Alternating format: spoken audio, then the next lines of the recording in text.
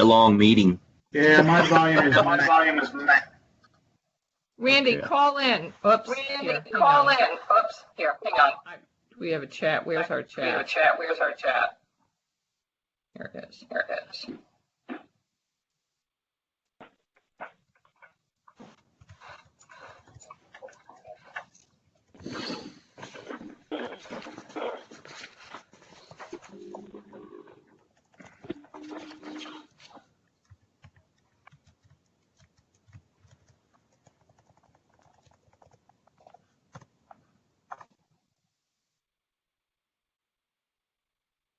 Yeah, I'm going to exit and try to come back. I'll catch you out just a second. I can hear you, Randy.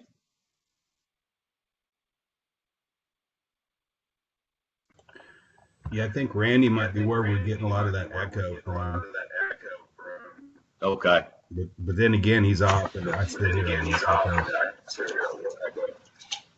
But you can hear me, Michael, right?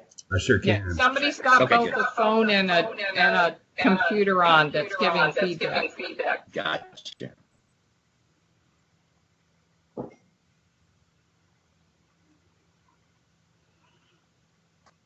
Morning, Todd Kirchhoff.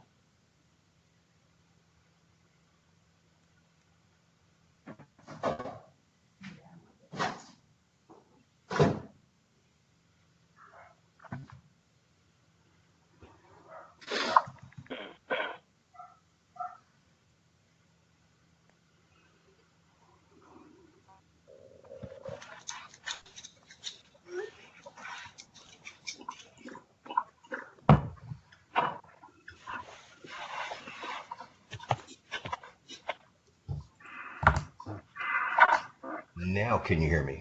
Now can you hear me? All right. I found the mute button.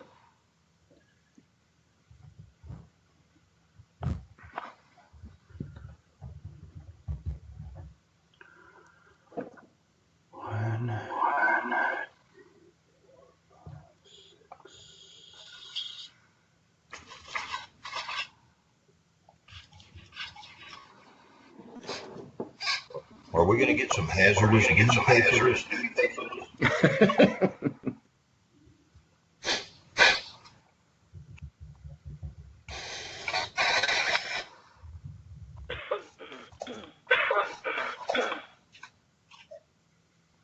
How about now? Yeah.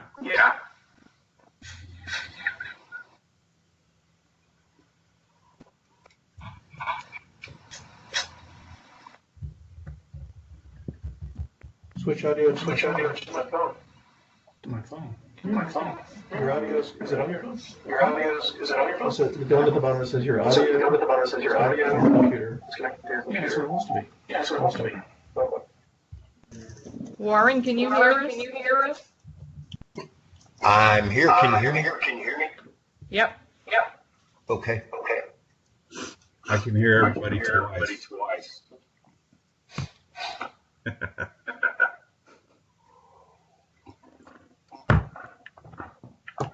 Mr. Chairman, you on? Thanks for the coffee, Mike. You bet. If anyone has their audio connected by cell phone as well as computer, if you can mute your computer, that is why we're having this reverb. Okay.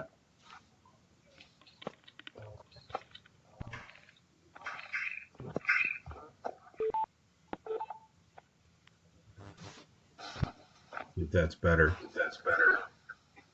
Hmm.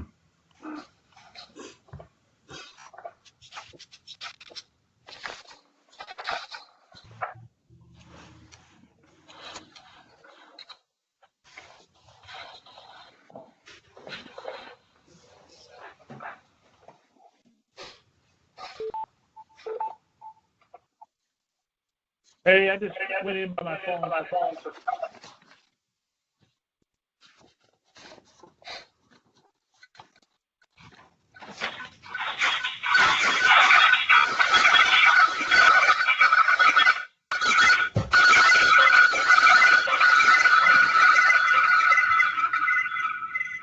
Oh my God. Not me. What on earth? Does everybody else hear everything twice? Yes. Yeah. Okay. Yeah. Mike, try muting everybody but yourself, Okay. and then we can unmute. Let's see here.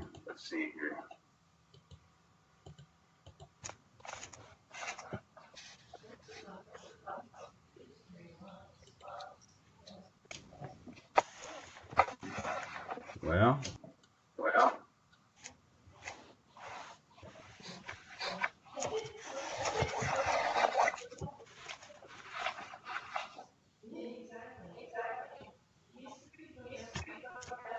how do I do that?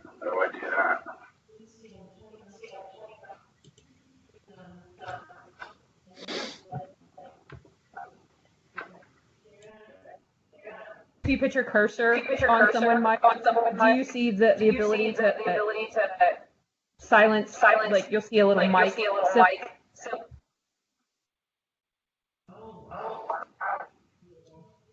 You're muted. I see a pin on each of these. I don't see a mic. Go to the far right on the bottom of the little, those three little ellipses and see if it gives you something there.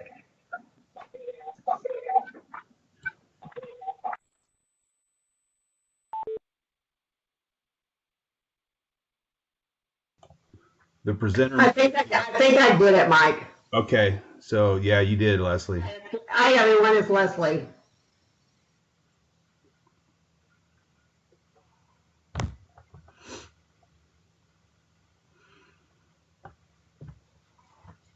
How'd you do that, Leslie?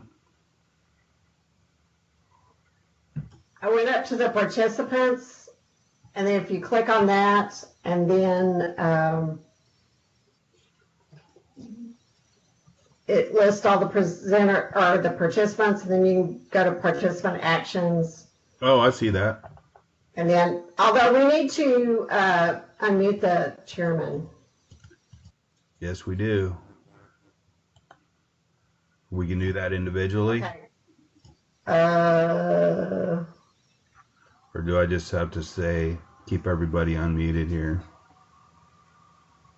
Well, You can unmute him individually. It looks yeah, it looks like you can.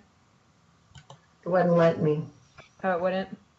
And of course, the chairman can unmute himself too. Roger, are you able to unmute yourself? Okay, there you go. There we go. I was just able to. Okay, cool. All right. All righty, sir. All right. So we are calling this very unusual second quarter meeting of the Structural Pest Control Advisory Committee. Welcome everybody to wherever you are. And I guess the first thing we need to do is take attendance, since we want to make sure we know we have a quorum and who all is here. So Roger Borgelt is here.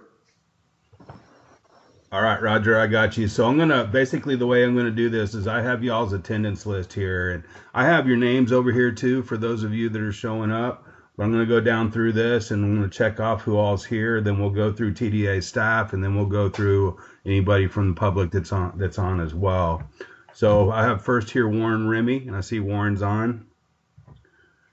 Jeff Sheets, I believe Jeff spoke up earlier. Jeff, are you on? Yes, sir. Okay.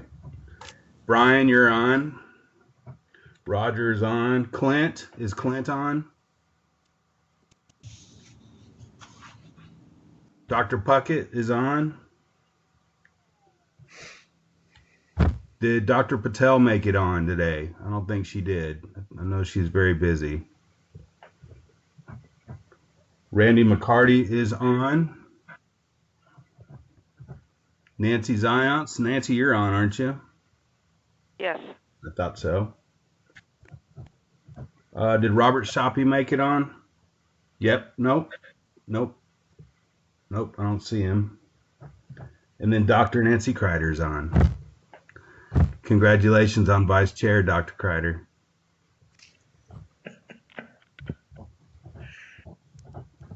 All right, so TDA staff, I've got Aaron Curiel, Allison Cuellar, Leslie Smith, myself, Michael Kelly, and Skylar Schaefer is on with us.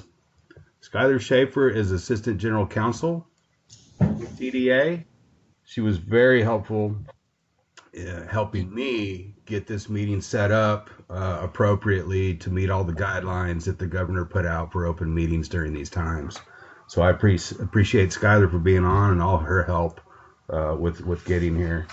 So next we're going to do folks that are on the line that are public. So I see, first off, I see Todd Kirchhoff is on the line.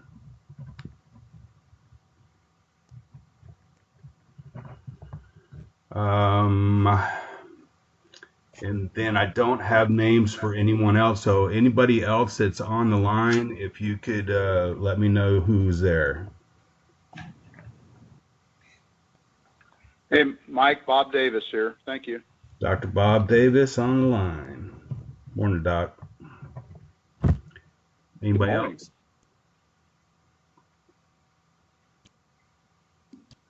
I know we have some other guest numbers on here. We have an anonymous number on here. Anybody else besides Todd Kirchhoff and Bob Davis from the public? Hello, Mike. Yes. Hi, it's Debbie Aguirre. I'm on. Hi, Debbie. How are you?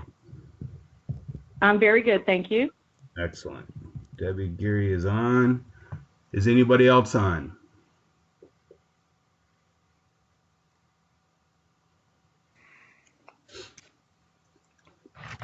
Okay, I'm going to go with those three folks from the general public, Todd Kirchhoff, Bob Davis, and Debbie Aguirre. Out of you three, would any of you like to present public comment today?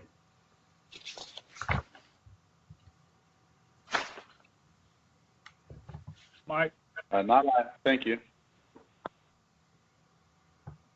Okay, so... Mike, this is Randy. Can you hear me? Yeah, Randy, I've got you. Yeah, I was trying to tell you. So I got Dr. Santos Portugal. He's listening in on this. He's a guest. Okay, Santos Portugal. Got you. Thank you very much for that. Okay, so... Hello, Mike. Yeah. Yes, Debbie. Hi, Mike. It's Debbie Aguirre. I'm just wondering if public comment can be done during new business, if we want to look at putting something on the agenda in the future. Public comment will take place in its normal place at the end, but it's certainly things that we can put on to the agenda in the future. Okay, so great. Thank you very much. Perfect. Okay, sounds good. So that's Debbie, what I would like to do, please. You would like to do that? Okay, very good. So let me get his Debbie. All right, and then I've got, instead of going through and getting all of this information like address and everything, Debbie, I've got that information for you, so I'll just look that up later and put that in. Can you give the matter that's being considered? What's in a nutshell are you going to be speaking about? I apologize, Mike. My phone keeps trying to mute me out. I don't know if that's the system or my phone. But I would like to put on the agenda for either consideration, hopefully in the next meeting, issues with regards to what we need to do about the complaint process, as far as the where the deadlock is in getting responses, and try to address those to get them fixed. We were doing very well for a while, and then all of a sudden everything stopped in the processing of complaints. And the second issue that I would like to bring up is bed bugs and fumigation and their disclosure. Okay.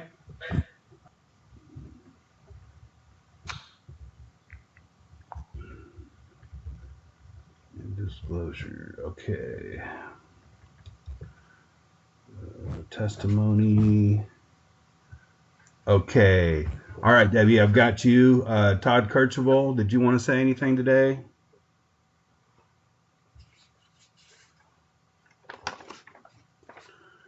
Dr. Bob Davis?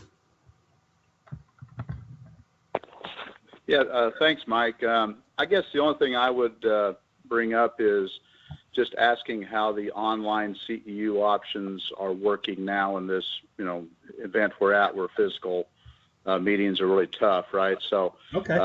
I think I visited with Warren about it. Maybe Warren will talk about it later, but if there's ways where we can streamline the attendance processes, the 418 forms and all that, where it works more as an online option versus a physical option. So thank you.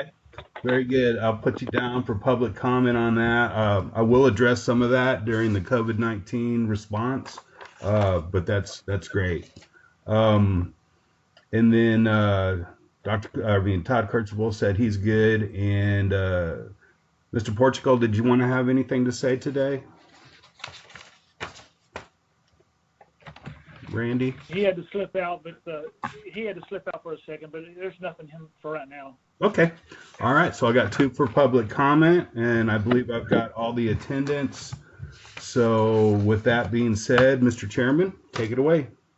Yeah. So I would say just additionally, if there's anybody changes their mind or wants to provide public comment, we'll have another chance for you to raise that when we reach that point in the agenda, and so that you can identify yourself and get all your requisite information to Mike or to whatever staff member is taking it down. So we are ready to review and approve the minutes of the January 23rd meeting, and those were sent out ahead of time. I'm assuming that the members have had a chance to review those, so I'm looking for a motion to approve. Nancy Kreider, I move to approve the January minutes. And a second. Yeah, I second. All right, we have a motion and a second. All in favor, say aye. Aye. Aye. Any opposed? Aye. All right, minutes are approved. Just, I'm sorry to interrupt. Just for my clarification, who was the second? Randy. Randy, thank you. And so now we will move into the TDA update, and we're going to start with the inspection and enforcement data. And Allison, I believe you're on for that. I am. Thank you. Okay, so we'll start with the inspection data. That was emailed earlier this week, and it's an Excel document, so it will open up in Excel when you try to open it. It's the first tab that we're going to be looking at. This is our inspection counts for the second quarter of fiscal year 20. So this would have been inspections completed in December, January, and February. We completed 272 commercial inspections. We completed 95 non-commercial inspections, and we completed 89 school inspections, and last but not least, 31 use observations. So again, these are the inspections completed in December, January, and February. Any questions?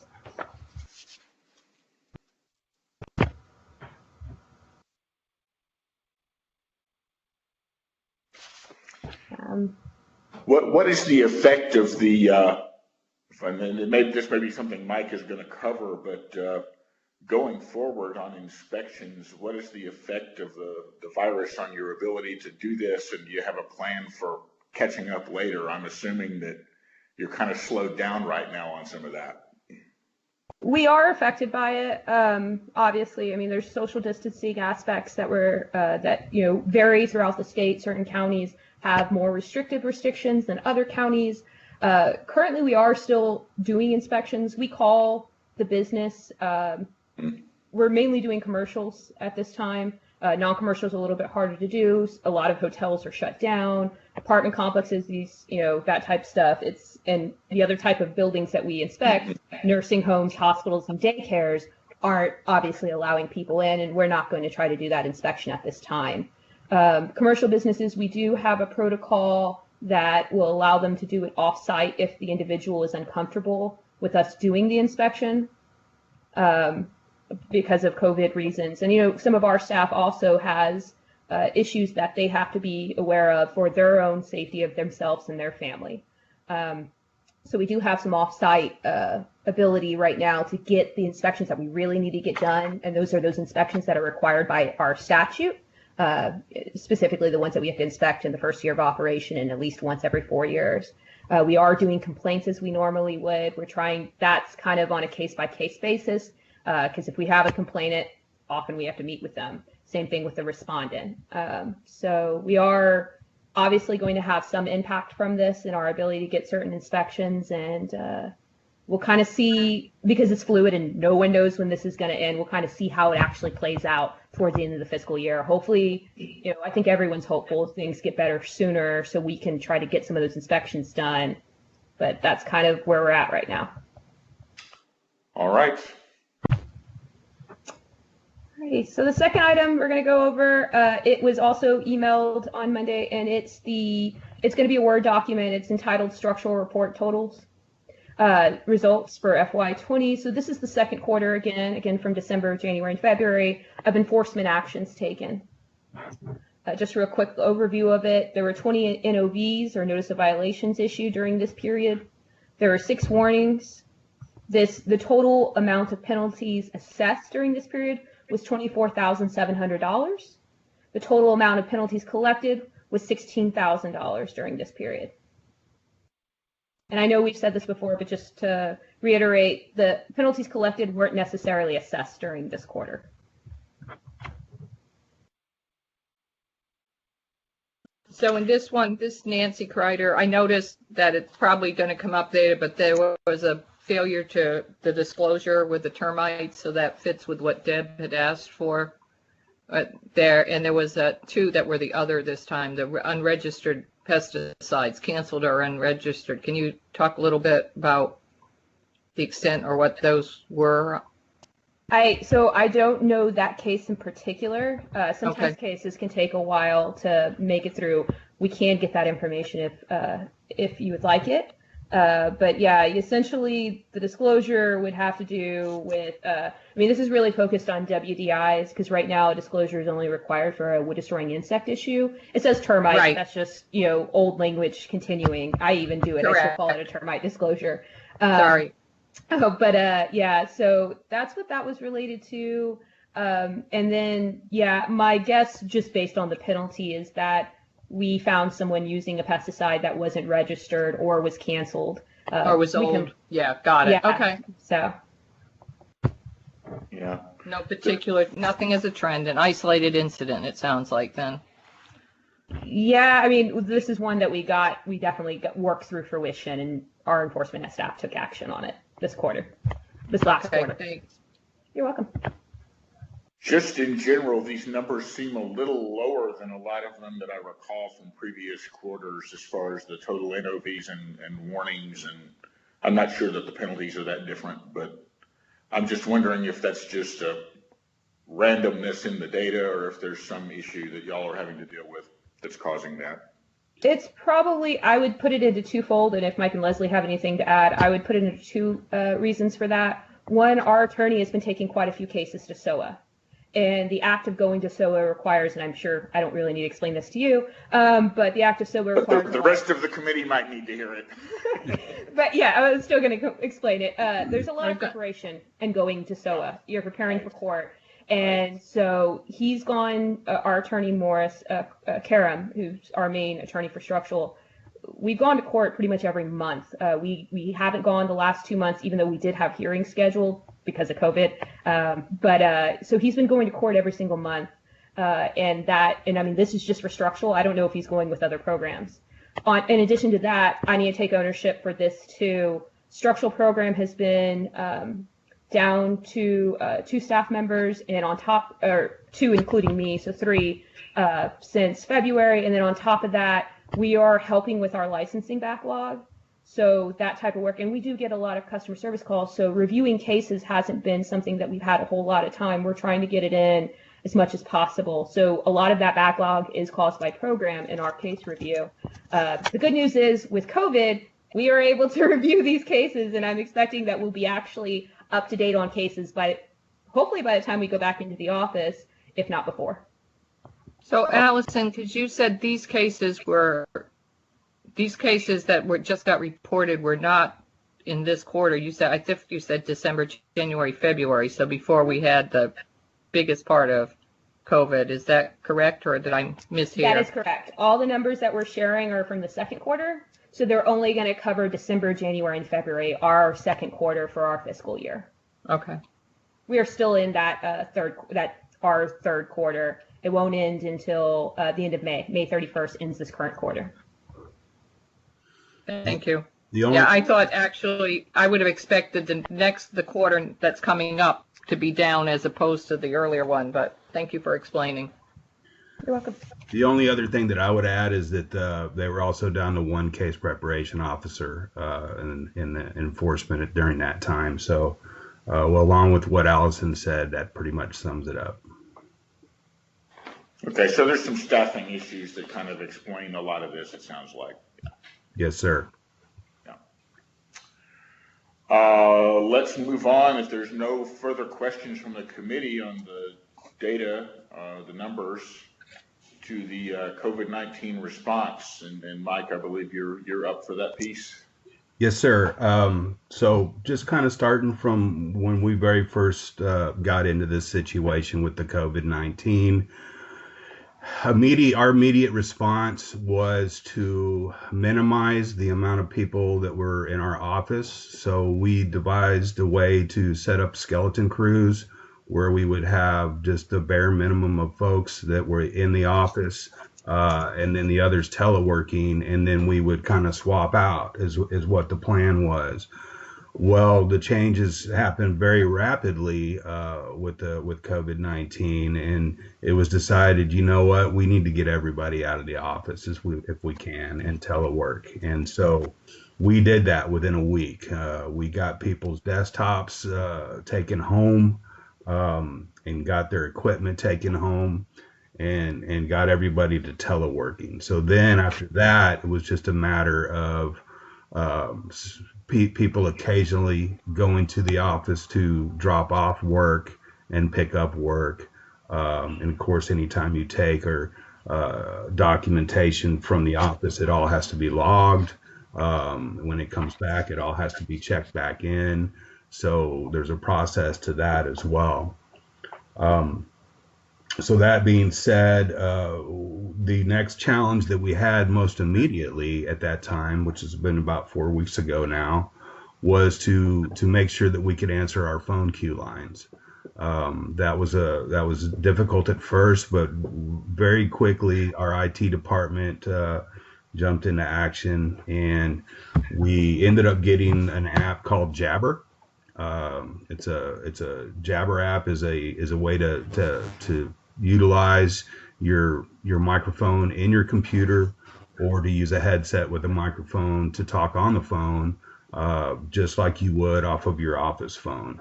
With that, we were able to get onto our phone queue lines, and as those of us that manage the phone queue lines, we were able to see, just like we would if we were in the office, who's on and who's not on the line, and manage those phone queue lines. So with that app, we were able to kind of get back to business as usual in regards to answering our phones and answering people's questions. So that's how that's gone. It's gone very well. We seem to be moving right along with our work and our progress with having that app and manning our phones. And then we go to the field inspection portion of it, and this has pretty much been mentioned before by Allison. So far, so good, with the exception of our pesticide data program. That's a USDA grant program where we had to stop taking some samples for that. And we may even start back up, at least partially, as early as next week. We're pretty much have been able to do most of our inspections that we need to get done using social distancing. We've had inspectors, of course, our inspectors wear masks and they wear gloves when they're out in the field. We sometimes are able to do our inspections outdoors, outside the people's office, out in the parking lot, on a tailgate of a truck if we need to, where they can go in and get documentation, provide to us, and we can and we can review that documentation and carry on an inspection.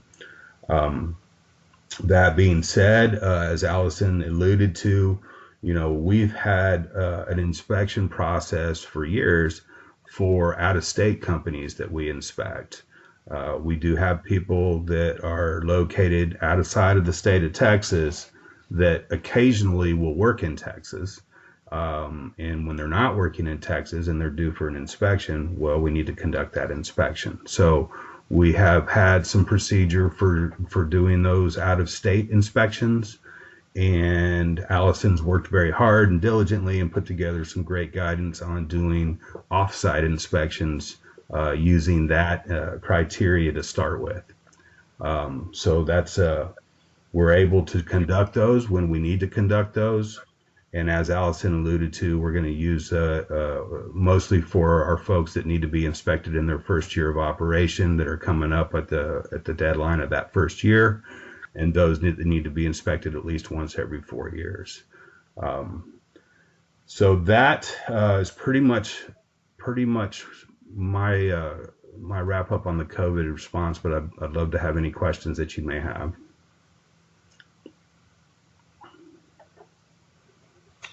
No, I think we're all waiting to see, what's going to happen on the reopening and how fast and how, and it seems like we're going to learn a lot more next week about all that. So, yes, sir. Look forward to. I know we all kind of look forward to getting back to some semblance of normal, although I'm not quite sure how quickly it's going to be normal. But at least we'll have some guidance as far as how quickly that will go. And I think that'll be helpful for everybody's planning, but appreciate your update there. Dr. Kreider, you had something you wanted to bring up about rodents. Did you want to talk yes, about that? thanks. I wanted to say to the, particularly our guests and others, this has been a time that you guys have been essential employees, essential workers. With the rat control, there's reports across the country about rats going cannibalistic. Basically, they didn't have access to food. And my thought was, Ryan and I talked after control, I was worried about transmission of disease, and that wasn't it at all. I was concerned that people might be doing some unsafe baiting, and we might have some unreputable operators that were taking advantage as rats showed up where they wouldn't normally be. That was, and I wanted to just see from our business members if that was the case, where they have an opportunity to get into some of the commercial buildings that are currently empty, for known problems that had been in existence for years.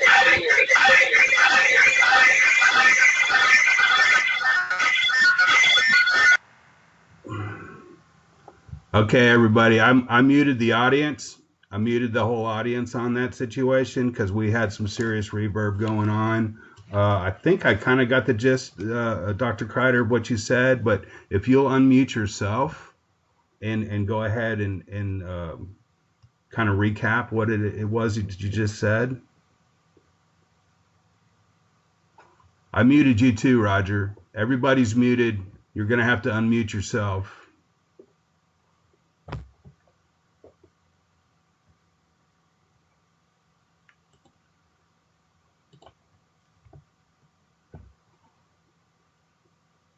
Roger, you're muted. You're muted, Roger. You got to unmute yourself. I'm unmuting myself, and I was just asking Dr. Kreider if she would repeat herself, since I'm not sure she understood that she was being reverbed so badly that we couldn't really hear any of it. Perfect. Okay, Dr. Kreider. You're there you go. Well, you muted yourself. Okay, I'm unmuted. Perfect. My issue was I was looking at it from, there are a number of reports across the country and maybe in some of our cities like San Antonio, Austin, Houston as well, where because of the food establishments and other sources of food for rodents, rats in particular, that they're coming out of their burrows, and I thought it was an opportune time for trapping, but baiting and trapping. But my concern was that we might have consumers that are doing unsafe practices, but more importantly for this committee, that we might have disreputable operators who may be doing out of scope or unsafe practices, such as the baiting, heavy baiting in the house or something. I also saw it as an opportunity for being a way to get into some of the commercial buildings that are empty and our restaurants with known problems that we might not be able to get to otherwise. And I wanted to hear some of our, from the guys out in the field, what you're hearing on that, and if there anything we as a committee need to do or talk about. And you've seen them. It's the New Orleans, New York, where the trash, what their food source, normal food sources have been denied, and rats are doing what they would do, but they're showing up probably more now in people's homes and garbage than they might have. So that was really, it may be more of a comment, but that was what I was trying to get at, disreputable practices and or opportunities for the pest control professionals who, for good reason, have been considered essential personnel during this time. So Brian, Randy, or Warren, do y'all want to comment? Can you hear me? Yeah. Yeah, Nancy. Our have kept up pest control services. We let me turn this volume down. Okay. All of our commercial at our restaurants, services, but I have had from folks that want to buy insecticide. They want to buy rodenticide. Hey, Spider-Man, can I get some of this from you? Hey, Spider-Man, can I get some of that from? I've got this guy that wants me to treat this pond. Give me some, buy some of this for me. I'm like, no way, dude. I'm not jeopardizing my license to do that, So yeah, Nancy, you have a valid point there. When I think about last year of the phosphine under the trailer, that it was an opportunity and a challenge that we might have some other dangerous ones out there. I just wanted to alert.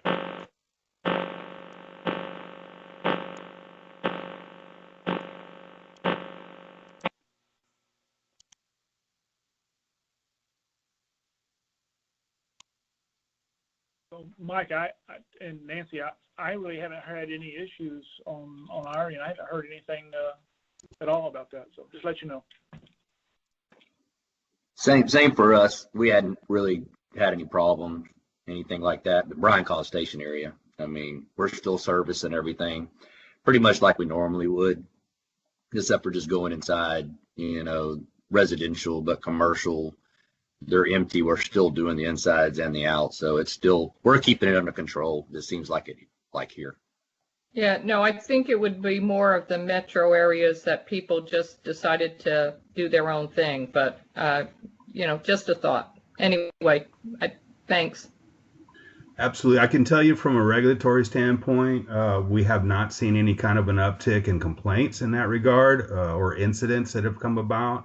But that's not to say that won't come later, through this time period. So that's something we'll keep an eye on, Dr. Kreider. And if there is some sort of a pattern or an uptick, we'll certainly bring it to this committee.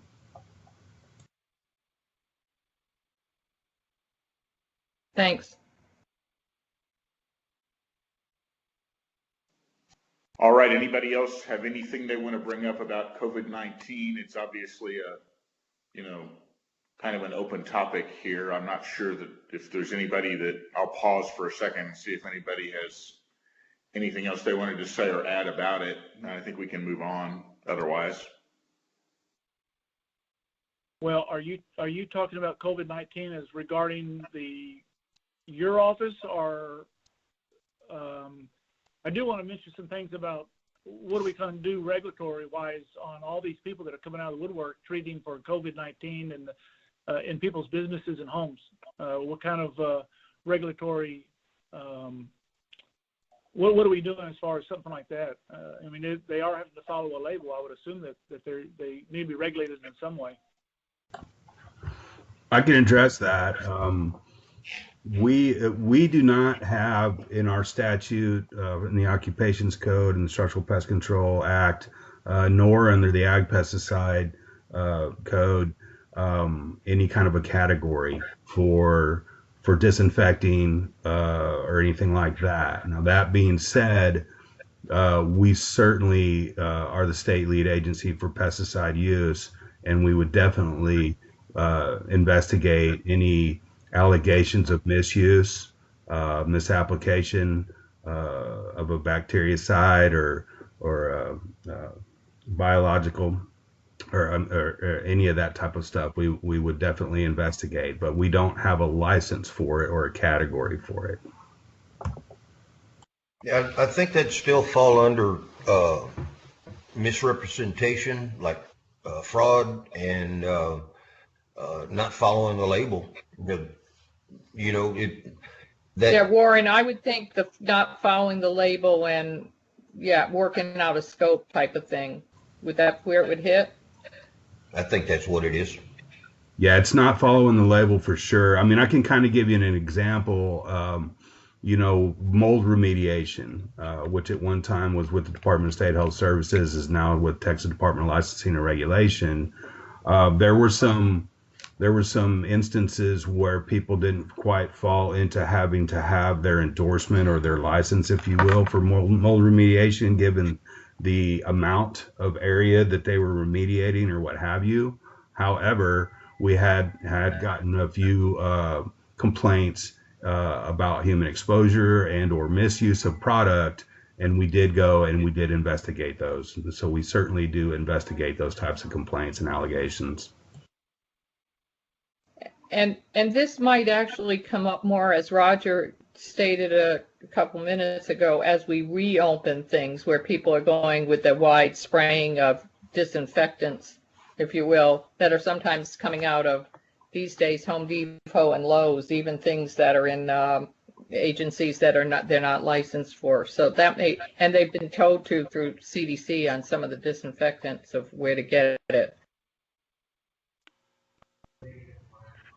That may be a subject that will require some review in the future too, because TDA's jurisdiction over this, as Mike just said, is pretty well limited to just the label violation. They have no occupational licensing control over these people. It's just purely the label violations. So if there tend to be wide-ranging issues, not if there will be or not, but if there turn out to be, then that's something that's going to have to be addressed legislatively. The TDA does not have the authority under their current licensing structure to require these people to have a license or follow any of these other training and education guidelines or anything else for that matter other than just following the label. So, Nancy Zion's here. Some of these people that are pest control operators that are out there spraying these disinfectants, they need to check with their insurance carriers if they would cover them, because they are not all covered for disinfecting for diseases. Just thought I'd throw it out there. That's a good point. And I just want to mention, sorry, go ahead. I've had calls from distributors that are, there's pest control operators going in and buying product, and they asked I told them they need to, whoever's buying it needs to check with their insurance carrier, because if they're not covered, because this is for a disease, it's not for mold, it's not for bugs, so they need to check with their insurance carriers if they would cover them, because once they go in there and spray, tomorrow somebody comes in and reinfects everything. Anyway, that was my point. Todd Kirchhoff made a comment in there that it's on TPCA's list of things to do for the next session, is to look into this. Okay. Because NPMA had a web thing also that specifically said what I just said. You know, if you're going to be doing the disinfecting for COVID-19, be sure you check with your insurance carriers. Nancy, I saw that. Thanks. I think it's a really good point. Mm-hmm. One of the things I did want to mention is we did check with Texas Department of Licensing and Regulation, which is TDLR, because they do have a sanitarian license. It's issued under Occupations Code, Chapter 1953. Ours is 51, they're 53. I talked to them, and actually I got to thank Perry Cervantes, who's on the ag program. He actually had the opportunity to get to someone who could answer the question. From what we understand, the sanitarian license does not cover disinfectant applications. It covers kind of like a health inspector having the credentials to do those inspections. So that's now we're checking with DSHS to see if they have anything, but as far as we can tell, there's nothing. Yeah, I will say I have been asked to look into it, and I haven't been able to find any state licensing requirement for these people. So, yeah. I think this is kind of, forgive the pun, the Wild West on this one again, and it's happening in the healthcare arena as well on some things with disaster preparedness and planning, that we're good at hurricanes, tornadoes, even getting pretty good at wildfires, but infectious diseases haven't been out there for a while. So Dr. Patel may be part of, someone in on this, but I do think we have risk of exposure and risk of exploitation, if you will. So thanks for keeping an eye on it. And Todd, thanks for getting it on PPCA agenda to monitor or at least discuss. Yeah. So Roger, I'm curious, if it's a pest control company that's offering this service, then yes, the TDA would. Water. That's a little different. Am I correct? Right. If it's a pest control company offering it, then yeah, they're regulated by TDA, and they're applying. And these things are registered pesticides, so they're applying a pesticide and they're covered. But if they're not licensed with TDA, that's really the issue, because then all you have to go on is the label. Yeah. Gotcha.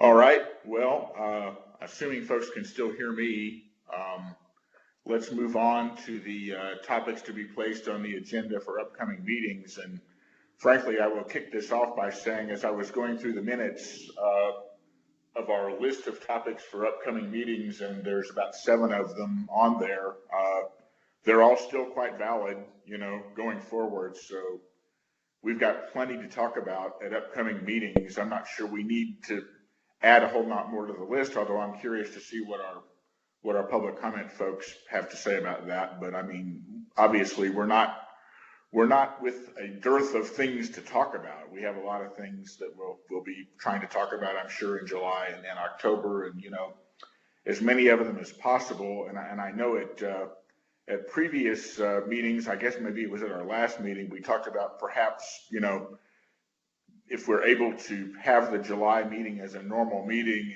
and push a lot of this stuff forward and maybe plan on a little bit longer meeting than usual, so that we can get into some of the meat of some of this stuff, because otherwise we're just kind of putting things off. One thing that I would like to see, and perhaps it's more of an update than a general discussion of anything, is, and it's actually not on our list, is I have kind of heard through the grapevine that there has been some enforcement or discussion going on about what we used to call the Field Nursery Floral Certificate exemption, and what is going on with folks that are doing lawn and ornamental work, because I've heard that a lot of those folks are now being asked to get TDA structural licenses, where before they were sort of allowed to ride under that exemption. So I'd be curious to get kind of an update on what's going on with that, if anything, or if I am being misinformed about that. So anyway, that would be another topic I'd like to see added. And I think the floor is open for the the members at this point, if there's anything else they want to see, or if you look back at page 6 of our minutes, I think we got plenty. But if there's anything else, speak up.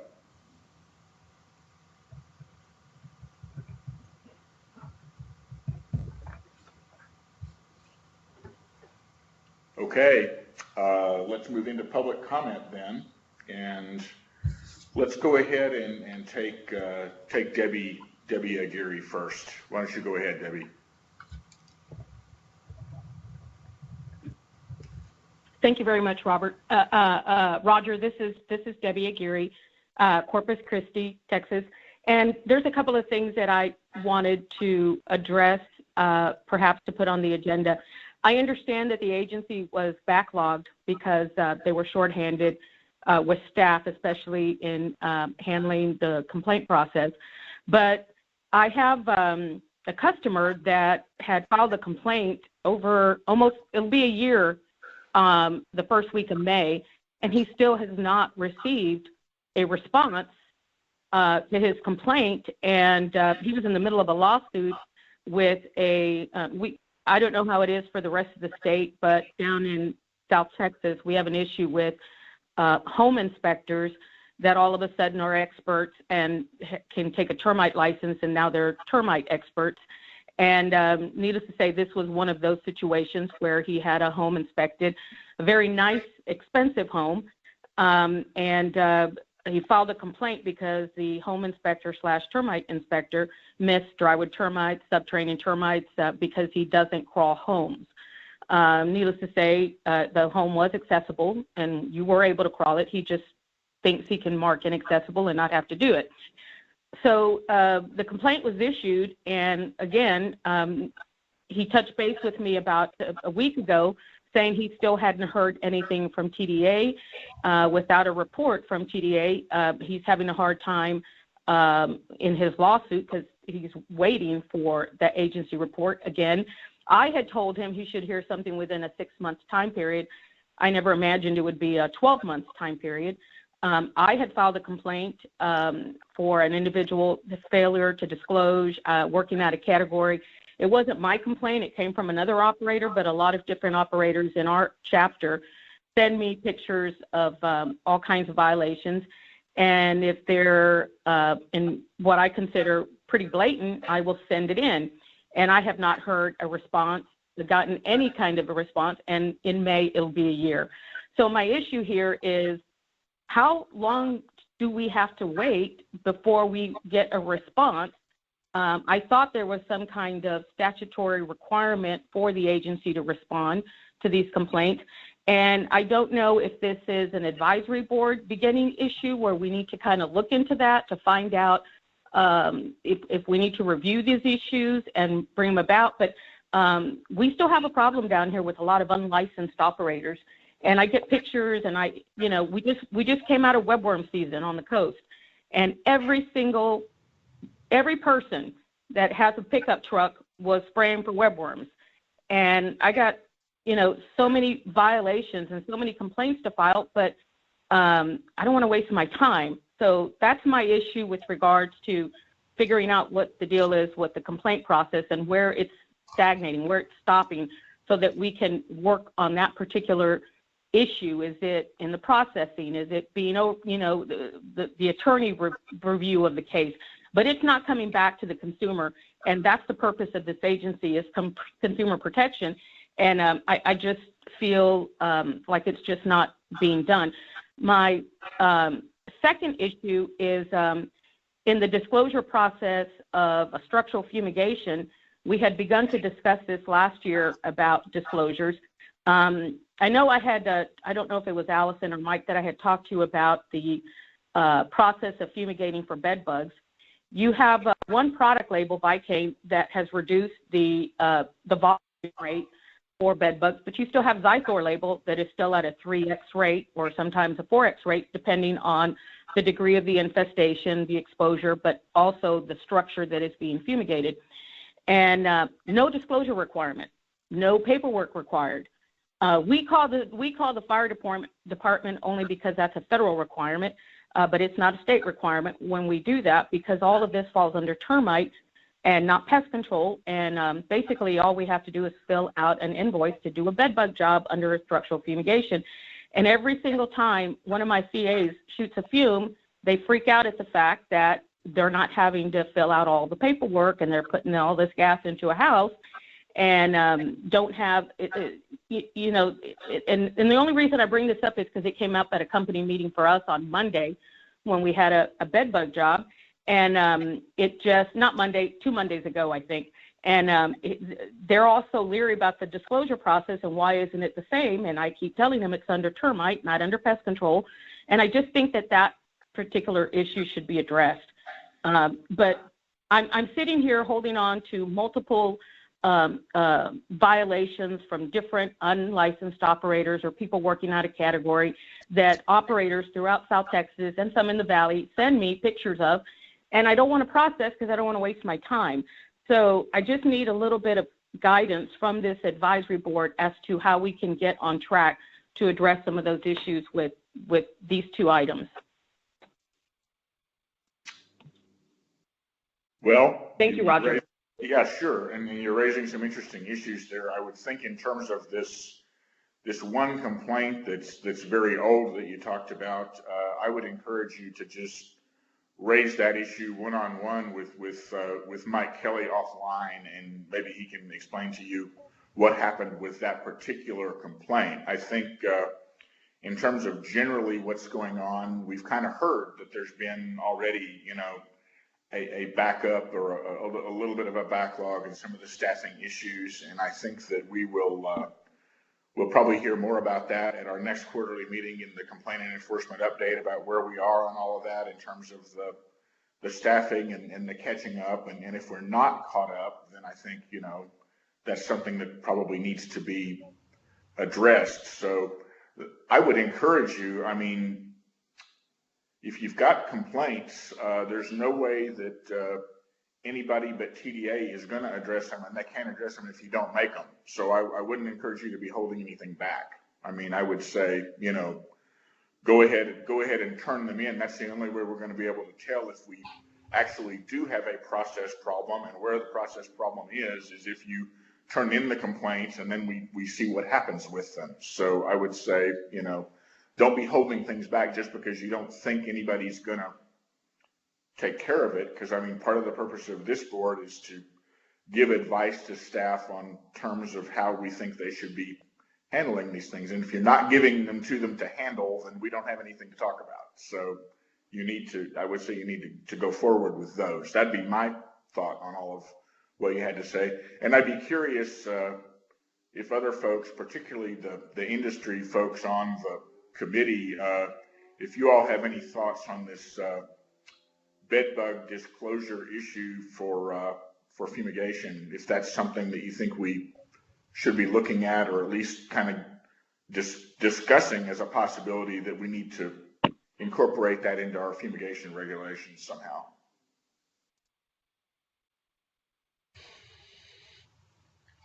Well, we had that presentation made by the guys at Univar that were pushing closure fumigations, just sealing up the house, no tarping, just seal the exterior, shoot the gas, kill the bed bugs. And, that's something that we did back in the 70s, but with a different product. And so here we come into today, and they're trying to push this process. And, if you're going to fumigate, you got to do it right. You got to cover the structure, period, So disclosure on that's something we got to straighten out. Well, then that sounds like it's a good topic for a future board meeting to talk about how we would go about doing that. I agree. As the public member, I would say that if my house was going to get tented or not tented and you're spraying it so I can't be in there at that time, fumigating, as opposed to site control, I'd want some disclosure. Well, it seems like we can add that one to our list. So, hey, Roger, can somebody from the audience make a public comment about Debbie's comments? Is that? Well, we'll get to your, yeah, we'll let everybody make a public comment that wants to make one. So I'll call on you in a second, Bob, all right? If that's okay. That was Bob, wasn't it? No, it's Randy. I've got. Oh, is it Randy? I've got somebody that's listening in that would like to make a public comment whenever that. Oh yeah, that's fine. If it's your doctor there, we'll let him do that. I was going to go ahead and call on Todd, and then we'll call on him if that's all right. Sure, no problem. I got you. So Todd Kercheval. Roger? Yes. I'm so sorry. I just wanted to also just ask staff. I just had these couple of questions real quickly, but in understanding the complaint process, it was two that I know of for a fact that still haven't been addressed, and they're close to a year old. But I just want clarification is, are these complaints, how are they handled priority-wise? Are they chronologically looked at by the, when they come in? Is it based on the risk factor, degree of the, of the issue involved? I understand that a public risk issue, a public health issue must come before anything else, but what other than that determines the priority of when or how a complaint is handled? And that's it, Roger. I won't interrupt again. No, that's okay. I wonder if we can just get a quick answer on that, because I think I know the answer, but if Mike or Allison, if one of y'all want to jump in and just kind of give a quickie on how you all prioritize the investigation process. We process them in the order in which they come. I'm assuming, though, that there's some kind of public health or poisoning issue or something that probably bumps it up. I mean, it can. I mean, certainly for human exposure type cases and folks that are needing information about the products that were applied and things like that. Some of that we can even give out verbally prior to the case even being completely closed out or dealt with in enforcement. So we can give out information like that on human exposure type complaints and public health type complaints. But in general, we try to process everything in the order in which they come.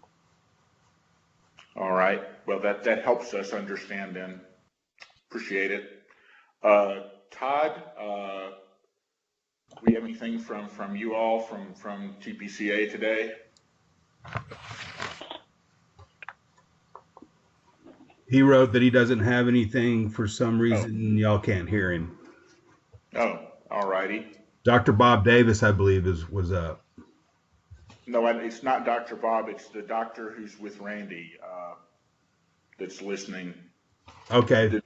Did we have Bob Davis signed in? I'm sorry. Yes. Oh, well, then I'm sorry. Go ahead, Dr. Bob. Go ahead. Thanks, Roger. Yeah, thanks, Mike. Appreciate everything. I just wanted to ask a question about logistics when it comes to some of this training we're doing online now. And Allison and Mike, you guys have been fantastic in helping with this, but things are different, right? So I'll just give you an example of what we did with the San Antonio Pest Control Association here a week or so ago. Offered a 1-hour CEU in the evening, and the folks came in on computer, they came in on handheld. What I did is I sent out a WebEx invitation to them, and then that way they had the link they could access with the phone number.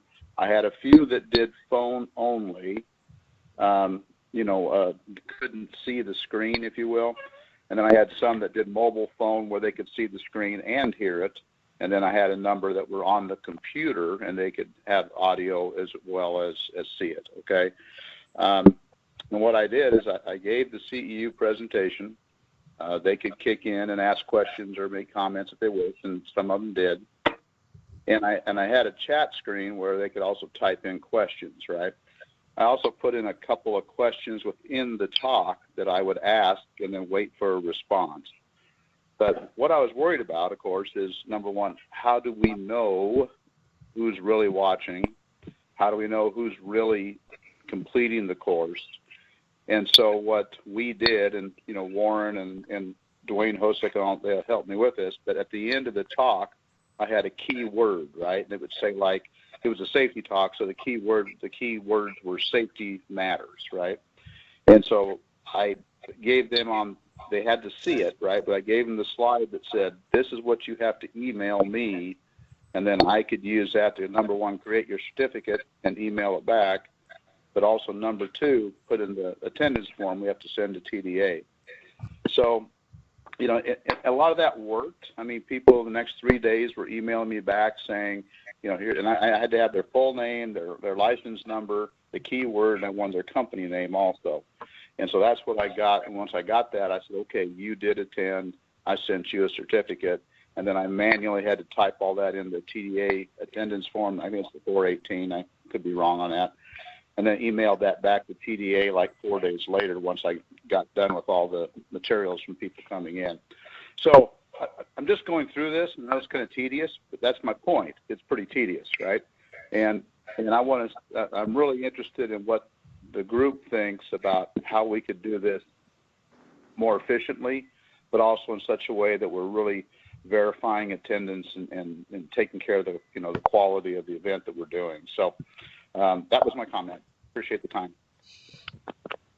Thank you. And I think, you know, we're always kind of, as we move into doing more and more virtual and online, and I think this virus has only accelerated it, we'll have to be looking at those issues in terms of, you know, how you do verify actual attendance at something. So something that I'm sure we'll be looking at going forward more and more. Mike, you have anything you want to say on that right now? I do have a couple of things I want to say because I actually kind of forgot to announce a couple very important things during my COVID-19 response. One thing I want to say right off hand, kudos Bob Davis. I mean, that's putting the keyword at the end of your presentation and handling things that way. That's great, man. That's one of the best things that I've seen to assure that, you know, at least some assurance that they attended, hopefully the whole program. That's great. What I do want to mention then that I failed to mention earlier was the fact that we do have on our website information that we posted about 4 weeks ago when we started to vacate the office and such in regards to allowing for online technician training course and CEU courses that are interactive, where people can actually ask questions, get responses from the speaker and so on, or whoever's putting on the training. At that time, we had said that would be able to be done through June the 1st. I believe it still says that on our website. Of course, you know, as things go, it's a fluid situation. You know, we'll consider extending that out. The other part that initially we just had information about apprentices that were expiring at the end of March and that will be expiring at the end of April that were unable to either get into a technician training course because that's an in-person training course for 1 day due to the COVID-19, or unable to schedule with PSI due to their closure for PSI exams, getting their exams. So we initially just had information. We will be granting extensions for that. We recently put in a help desk ticket to our IT folks. They ran a script that gave 90-day extensions to those apprentices that expired in March, and we'll be given a 90-day extension for those that expire at the end of April. And that's where we're at so far. You know, we'll handle May as we get to May, and kind of playing this thing by ear, given the nature of the situation. But I did want to mention that. I failed to mention that earlier, and that's a very important thing. Does anybody have any question about that? Appreciate the update. It's helpful. Absolutely. I do. Hey, Mike. I'd like to go back and talk about the online training, if I could. What is considered a participant? And the reason why I'm asking that is as long as they're able to view it and can chat back. The reason why I'm saying that is because we have 400 plus people, and I can't find having 400 plus participants on some sort of a platform. I don't know of one. Like we're doing right now, and plus to have 400 and some odd people's faces show up on there is going to be kind of tough. So can it be one participant like Dr. Bob doing it, and then everybody could listen, and send in chats or send in emails if there's any questions. Is that considered participation in the CEU? How are they attending, Randy? So I understand, like, Well, would they be, because Zoom does allow you to have quite a few, I mean, of course, it requires you to pay for the nicer version of Zoom, but I know for at least Zoom, it does allow, I think, 500 or more participants in certain, like, levels of their membership, if you will. right. The only problem with that is that it's quite costly, and for us to do it, 6 times a year, I'm not sure we'll get our money's worth out of that. So that was my question: is that could we broadcast? Could we have the ability to broadcast? Could we have our guest speaker come here? We broadcast it to all of our people, and then they're not participants as far as, with the exception of, they could send a chat.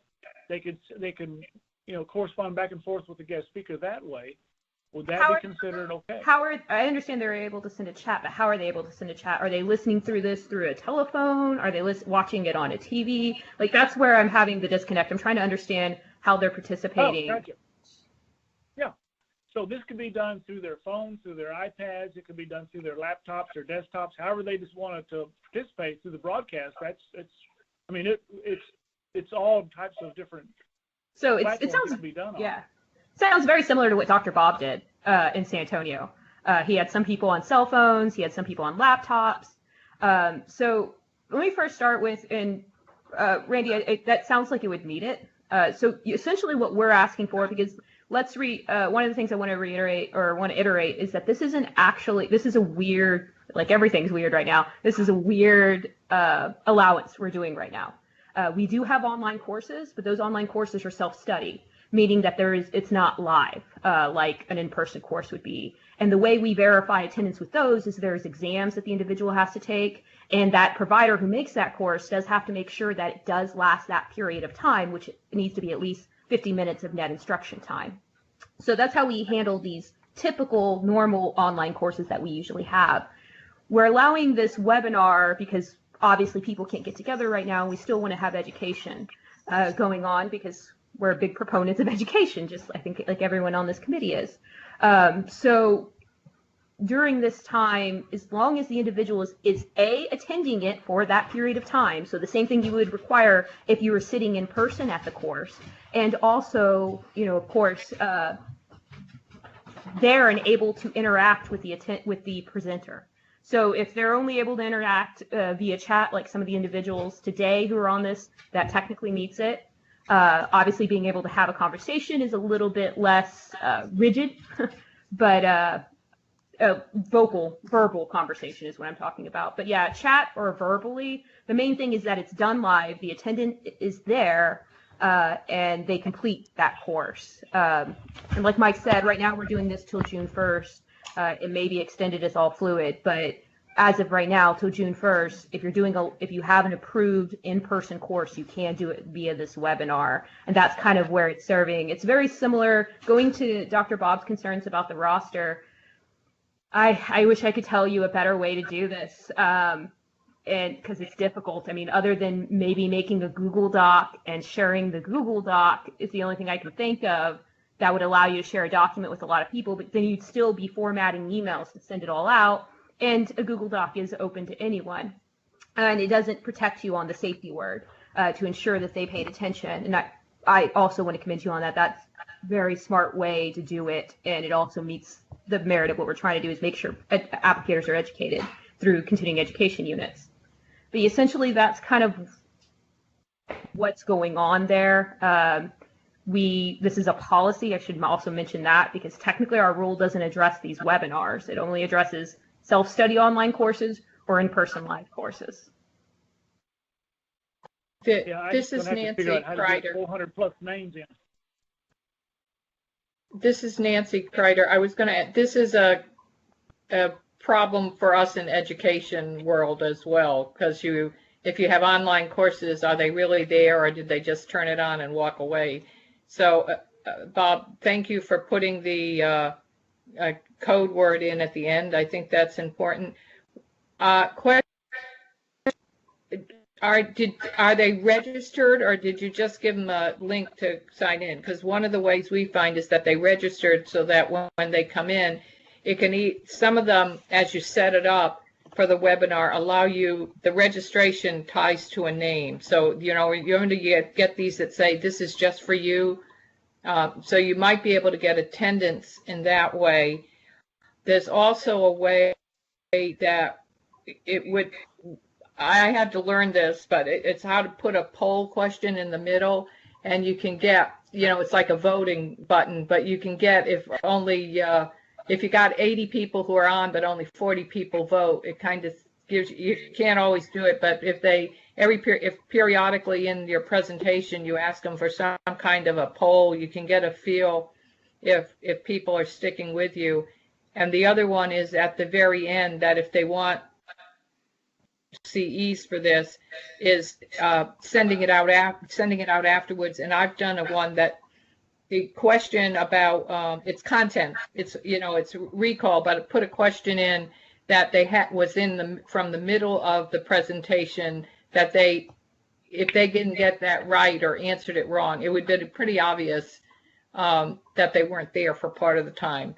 But again, it's hard to go back and you can't point blank say they weren't there. But I think by what you did and doing the after evaluation, you can also tie those evaluations at the end, so it comes in like through a Survey Monkey, so you've got them listing their name and it'll log it for you.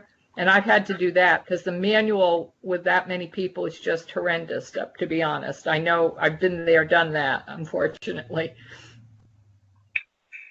Yeah, good questions, Nancy, and I can address some of them. So when I first started to look at this, I looked at the registration option. It is a little bit more involved. I use WebEx, and WebEx is pretty well. And Randy, just for note, WebEx allow me up to 1,000 participants with what I'm doing, right? I use WebEx most of the time too, and it's pretty secure because you can set some parameters. Right. So the registration approach is a little bit more convoluted and complex, and I haven't quite figured it out. And I was a little bit concerned about having individuals that wanted to join at the last moment because, oh, I'm free now, I can do it, I'll attend the CEU. I'd like to have them have an opportunity. The other thing is, you know, there were multiple people behind some desktops, right? So husband, wife, you know, a couple of technicians and their boss, whatever it was, right? So we had 3 or 4 people attending through one access. So that was a little problematic too. I did put in some poll questions. A lot of them couldn't see the poll questions because they were on whatever mobile device they were, and it was difficult for them. And it would have taken the whole CEU hour to have them figure out how to do it, right? So I had some there. I didn't get very good participation with it. The question at the end helped. And now I will say this though, on the WebEx, I do know who accepted the invite, right? Because I can go in and look at schedule assistant, and I had 20 some people accept the invite, but I think I had more than that actually watch it because we had more than one person behind certain devices. So the registration I think is a good option. I just haven't quite figured that out yet. It's a little bit more complex. So. The other piece, if you're on WebEx, is like what I was doing here, Lynn, today. You can ask them as they come on to sign in, and just in the opening statement saying, if you're a group watching together, whoever's got the login, please list the names of who's there so that you can make sure you get them their certificates at the end. And at least if they're online, they may be able to do that. The ones on a call with no face are much harder to work with. That's why I did the key phrase at the end, because that way, you know, at least whoever did that was at the end, they were there. Oh yeah, I think that was a great access. I've even seen that happen at live conferences, that you had to, you know, must be present to, you know, get the credit, and they would give you a code number at the end to put on the evaluation. So awesome, really good job. All right. Warren, were you going to say something? No, I'm good. Okay. Let's move on to, and I believe I've already forgotten the doctor's name that's sitting in with Randy, but I believe he wanted to say something. Well, actually, it's not Dr. P. It's Alan Brown tried to call in, and he couldn't get into the Skype meeting. So he called me on the phone. He's been listening in on you guys by way of listening to my phone. But he has a question or he has a comment he wants to make about the bed bug thing. So, Alan, I'm going to let you say your comments. Can everybody hear me okay? Yes. Yeah. Can y'all hear me? Yeah, they're shaking their heads, yes. So, okay, I was just curious, and this may be more of a question for Debbie with the disclosure. I'm not against the disclosure, but I guess I'm trying to understand. When we sell a bed bug fumigation, we're filling out a contract, we're filling out the occupant's fumigation notice for Vicane, we're doing a graph. The only thing that we're not doing is like the treatment disclosure. And so I guess I'm trying to understand the purpose of the disclosure as it comes to bed bugs. I mean, the disclosure, as far as I can see, is just about, conducive conditions and wood rot and inaccessible areas. So I guess I'm trying to understand how that applies to bed bugs. And we're still notifying the state. We're still monitoring. We're still doing a fumigation report. I guess I'm trying to understand the purpose of the disclosure in that, because all the other documentation is still being filled out and provided. So it's just a little clarification. I don't know if Debbie can provide that. I'm just trying to understand the purpose of the disclosure.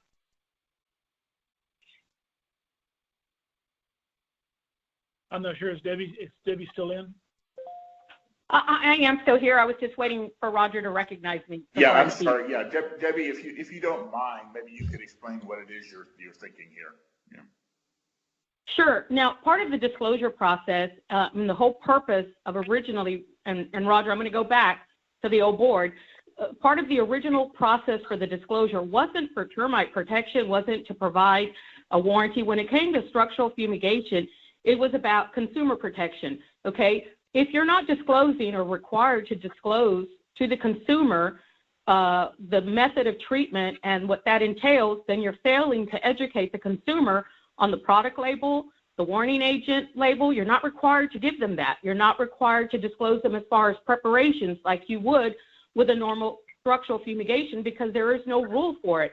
So in our company, we made up our own disclosure document for bed bug treatment, so that they would sign off on a product label. They would sign off having received the preparations.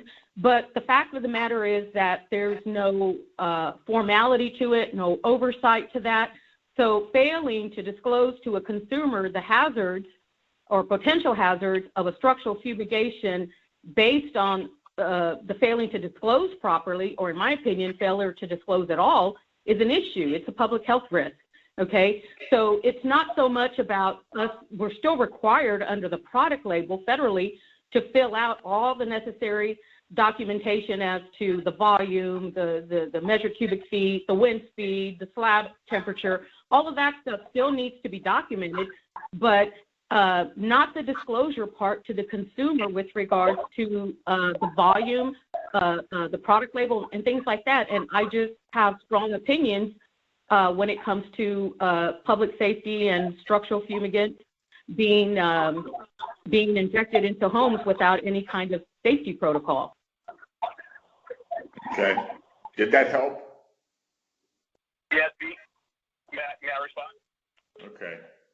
Yeah, I was going to say, this, Nancy, it sounded like Alan was giving verbal information and putting it in his proposal and talking about it, but it wasn't an official, I mean, it wasn't a disclosure document per se, but it was in advising the client what you were going to do and what prep they needed, if I heard you correctly.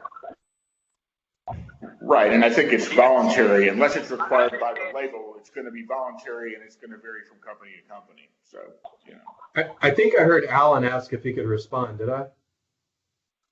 Yes. Yeah, go ahead. I was just going to say, I completely understand where Debbie's coming from now. I guess it's something we've been doing and just not knowing it really wasn't a requirement, just doing it anyway. But I can see where, and I guess if you did that, you would want it for all non-structural or wood destroying pests, because if it's case making clothes moths or rodents or anything else, so I guess it would need to be like a non-wood destroying fumigation disclosure. Because there are a number of other pests that, you can fumigate for German cockroaches if you wanted. So I can see that, but yeah, you would definitely want to apply it, I would think, to any non-wood destroying pest. If you did, I'm certainly not averse to it. I guess I have a little clearer understanding. I think we've been providing all of that information just in a different way since we're not using the disclosure. But I would not be against, it being a more formal document. I just wanted to understand a little more about where Debbie was coming from. So thank you. All right. Thanks, Alan.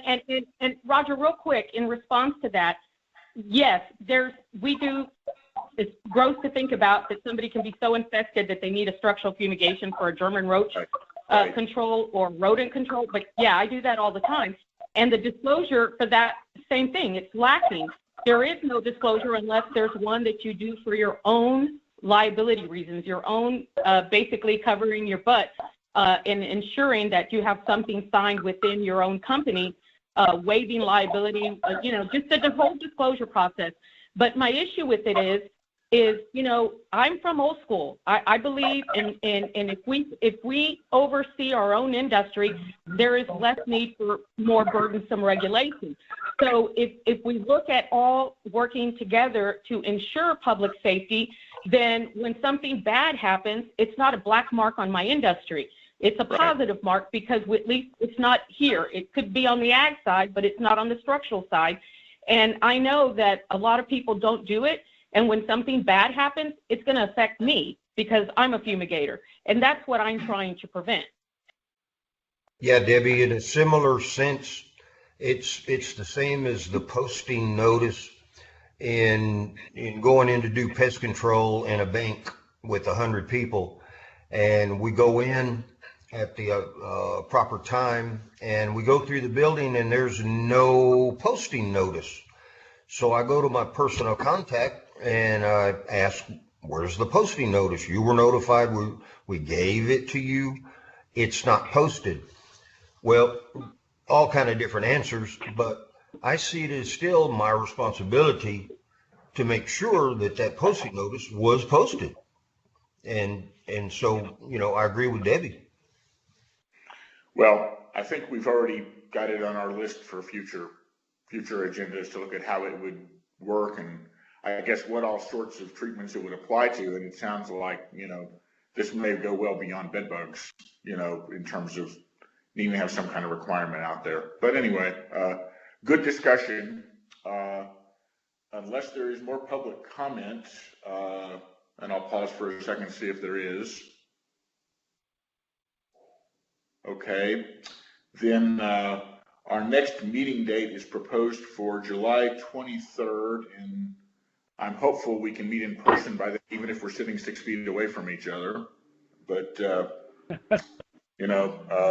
July 23rd is the proposed date. Hopefully that works for everybody. Mr. Chairman, yes. We need to make a decision on the WDI report, the extra category that we discussed. That's going to be on that agenda. I'm hopeful that that it'll be on that agenda. I've got some thoughts on that, and we really need to come to an answer on it. Thanks. Yeah, I think that's probably one of our most urgent pieces of business to try to deal with. That, and of course whatever we have to wrap up from COVID. Whatever issues come out of that. So,